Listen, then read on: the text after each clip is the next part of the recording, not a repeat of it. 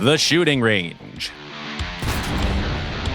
Hello, friends. The new year is coming in just a few hours, and this means you're watching this year's last episode of The Shooting Range. Although some of you must have met 2024 already. In any case, it's time to remember what 2023 was like in War Thunder. Make yourselves comfortable. In this episode, technologies and new mechanics, a sightseeing tour. But first, the most iconic metal beasts.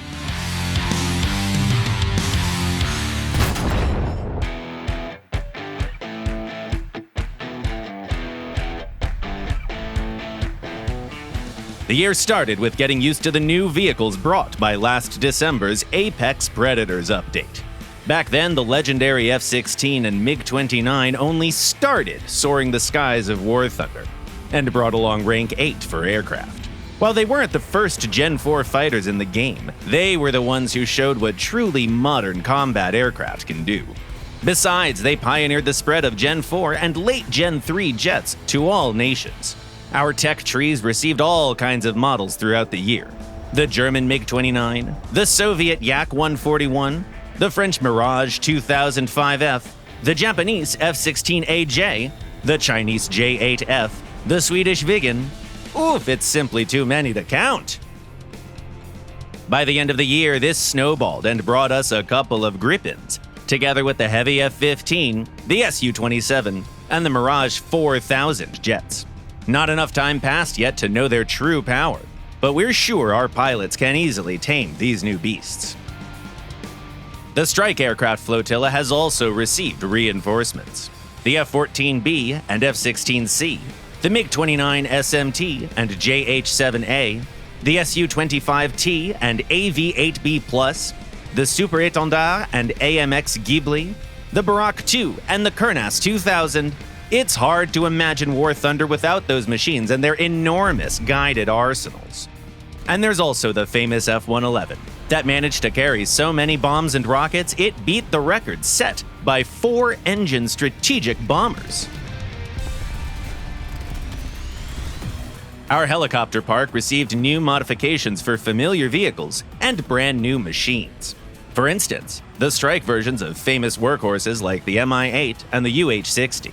The ground vehicles needed some defenses against this flying armada, so they got all sorts of anti-air guns and vehicles. There's the M53 and the BTR-152D, the Leopard 3070 and the TPK-641, the Chaparral and the Type 81, the ITPSV-90, and of course, the king of all SAMs in War Thunder, the fearsome Panzer S-1. Here on the ground, dozens of tanks and SPGs joined the battles as well. In September, the Sons of Attila update introduced an entire branch of Hungarian armor, including some favorites and some unique machines. Our game has also added lots of HE slingers. Here's the 2S1, the Vidar, the PLZ-83, the Type 99, and the beefy AUF. The M109 series of self-propelled howitzers even gave its name to the Kings of Battle update. All in-game nations received new MBTs. There's top Abrams, Leopards, T-90s, Challengers, Ariettes, Leclerc, Merkavas, a new tank for each family. And here are the most unusual vehicles of the year. We believe this year, the award goes to the Object 775, aka the Pancake Tank, and the frighteningly huge Tog. The Navy has also been reinforced. France has become a new naval nation in War Thunder. Its tech tree got almost 24 ships, from modest destroyers to enormous battleships. On top of that, 36 ships of other nations got their chance to brave the seas. Listing all the notable new vehicles of the year would be way longer than this section usually is. Well, it's nice that we have a tradition to count the total number of vehicles in our game. Ready? As of late 2023, War Thunder can offer 87 helicopters, 182 boats, 237 large ships, 988 tanks, and 1,093 aircraft. All in all, that makes 2,587 vehicles. Do you remember how many we had by the end of last year? Take your time while we talk about the history of technologies and game mechanics.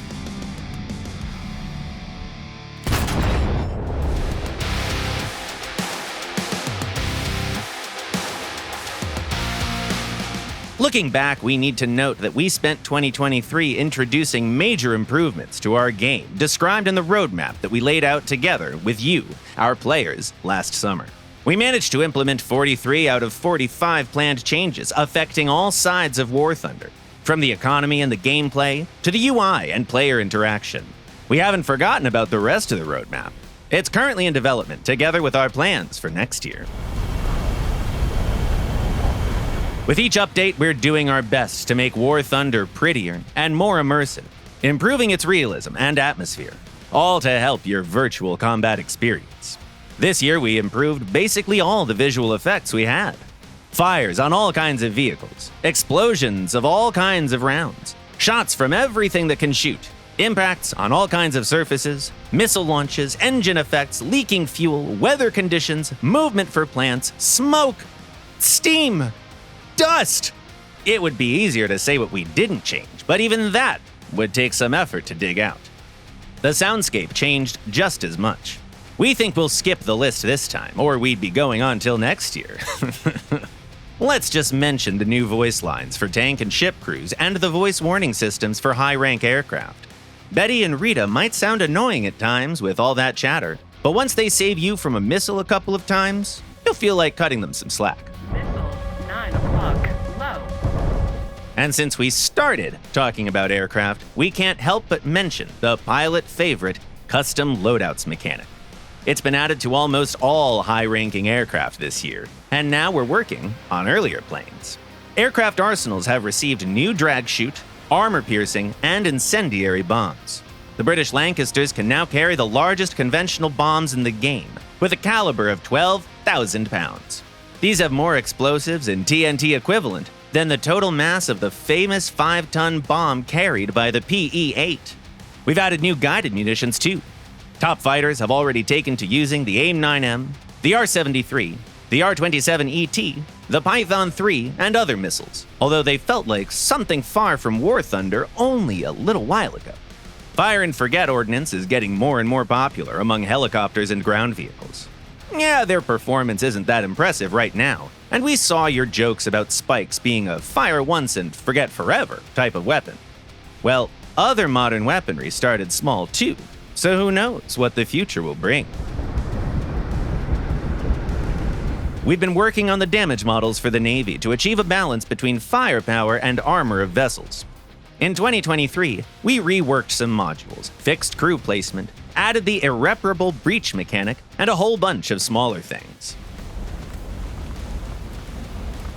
The changes we made to our game this year are so vast, numerous, and various that it's nigh on impossible to take them as a whole and describe them in a single sentence. War Thunder can boast something bigger than 2,500 vehicles in a single hangar, or an impressive number of intricate mechanics. The most important part of our project is the people who care about it and support it. You're the ones who help War Thunder get better, more enjoyable, and friendlier towards both new players and veteran pilots, tankers, or captains. Thank you for your passion. And now it's time for a short tour around the maps War Thunder introduced in 2023.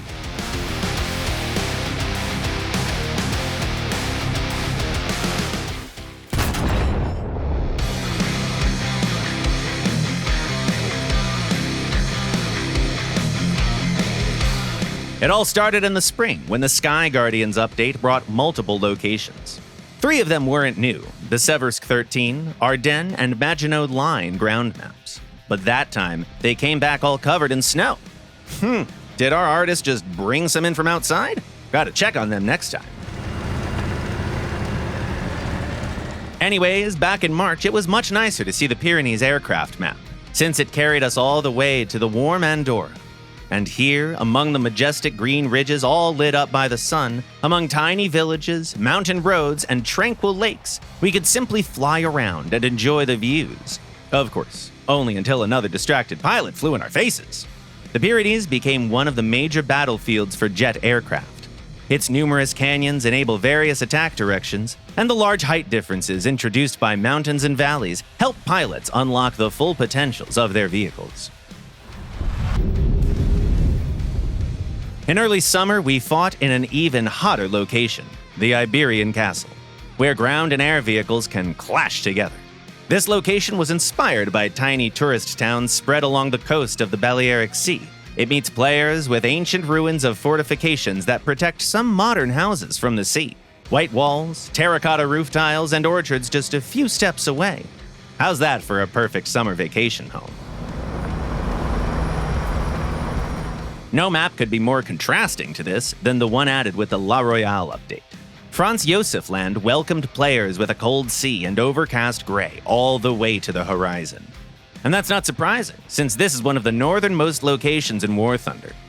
Ships around here have to battle among tiny islands covered in basalt and ice. But even in this harsh climate, you can find some military bases and a few abandoned villages. You know, even for winter, the Arctic Ocean feels kinda too cold. Let's head off to something more exotic from here. How about the Rocky Pillars aircraft location? Our artists were inspired by the unbelievable landscapes of Southeast Asia when they made this map. Local winds turned sandstone and limestone into real pillars. Flying here means being wary not just of the enemy, but also of nature, lest you fall victim to this outlandish landscape.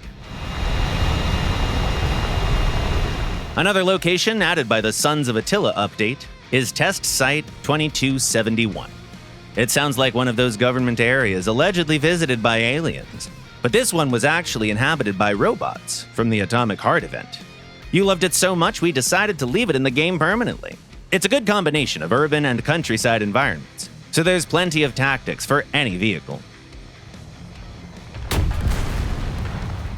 And finally, the latest updates brought a couple more fresh locations. Number 1 is the Flanders ground map. It's unique because its environment adjusts to the battle rating of each session. Older vehicles can drive around the remains of a burnt-down airship, while modern tanks can fight next to the debris of a transport aircraft. The impressive Volcano Alley has been added only recently, but the wonderful nature of Kamchatka has already gained some fans. Endless, dormant, and active volcanoes are an impressive sight, but beware. The best way to admire this landscape is from the cockpit of your cozy aircraft, so try not to lose it. Well, that's it for locations. Now we'd like to answer your questions one last time this year.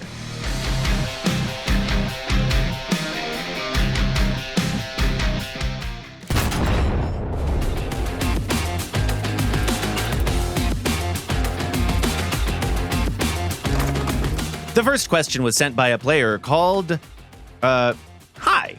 How do I see the cockpit in replays? I can't get into the cockpit in replays. It's just bad quality. Hey there. If you want the high-res cockpit in your replays, go to Options, Main Parameters, Replays and Spectator Mode, and set Load Cockpit to Always. Another question comes from Compfish2. What's the best Tiger tank from the Germans? Hi there. We could say that all Tigers are good, but it's hard to say which one is the best. If we limit this to the tank that plays best at its battle rating, we believe it's the earliest Tiger. Finn Viking writes, should I take the SC-50 or the SC-250 bomb? The bombs are against 4.3 to 6.7 tanks. I have 5.3 to 5.7 tanks. The plane that I use is the Bf-109F1. Hi, Viking. Each option comes with its own advantages. The 250 kilogram bomb is better for hunting heavy vehicles, and using it takes much less time, which means you can switch to air combat faster. On the other hand, if you're good at precision bombing, you can use 50 kilogram bombs to get up to 4 tanks. It's mostly about your preference and skill set. And the last comment for today was written by Goblin Cleaver MSHM. Give JH7 more PL8s. Hi there, Goblin Cleaver. Unfortunately, the PL8s are too heavy to put onto the wingtips of the JH7. That's why their number is limited. You can combine various types of AAMs, in fact, and place the PL5Cs onto the external hardpoints. They're all aspect 2 and have good acceleration. That's it for today, friends. As always, we're still here even during winter holidays, and the next episodes will premiere on January 7th and 14th at 4 p.m. GMT or noon Eastern Time. You've been watching The Shooting Range by Gaijin Entertainment. Happy New Year! Have a great time and take care. See you next year!